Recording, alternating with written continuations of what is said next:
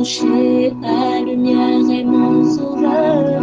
Je ne crains rien. Il est mon rempart et mon ferme soutien. De qui pourrais-je avoir peur? Shalom. Nous avons aujourd'hui la croquette biblique numéro 128 qui est tirée de Job au chapitre 14, verset 1, la partie B et le verset 2. Il y est écrit: sa vie est courte, sans cesse agitée.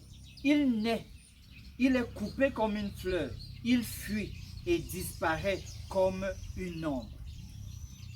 En fait, ici, Job est en train d'évoquer la brièveté de la vie. Il se rend compte, il se rend à l'évidence que la vie est brève.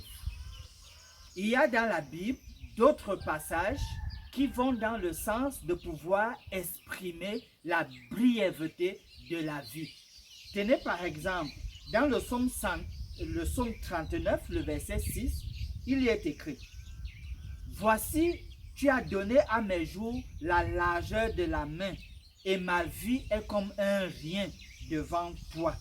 Oui, tout homme debout n'est qu'un souffle. À côté de ce passage, il y a Jacques au chapitre 4, le verset 14, qui dit ceci: vous qui ne savez pas ce qui arrivera demain, car qu'est-ce que votre vie?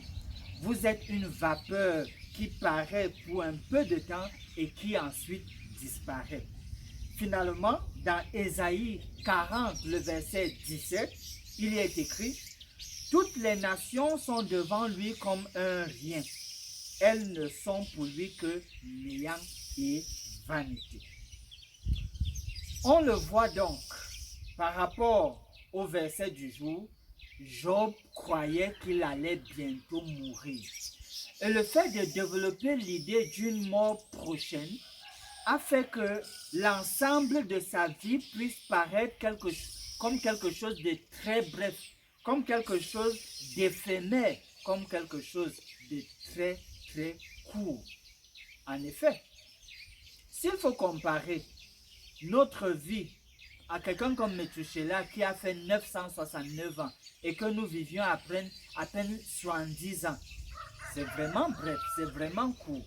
Même si on se situe comme Methuselah, au-delà de 900 ans, comparé à l'éternité, ce n'est vraiment rien.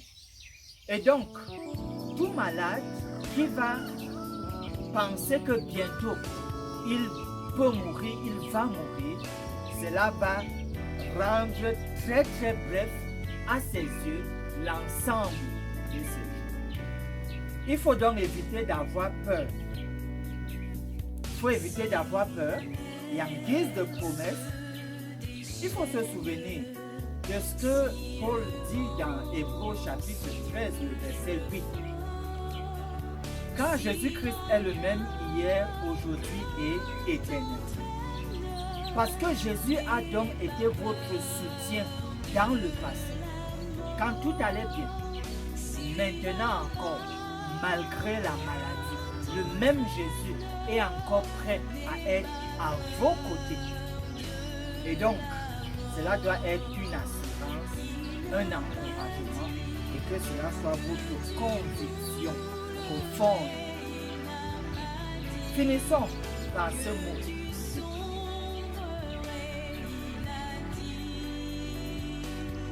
Père céleste, nous sommes contents de t'avoir comme notre Dieu.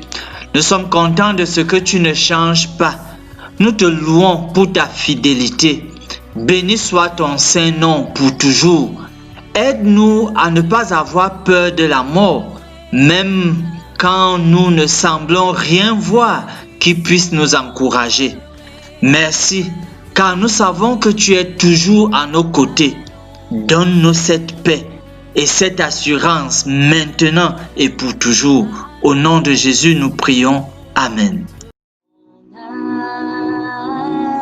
Espérons l'Éternel, mon âme, espérons l'Éternel, qu'un chant s'élève au Dieu du ciel, qu'un chant s'élève au Dieu du ciel, mon âme espérant l'Éternel.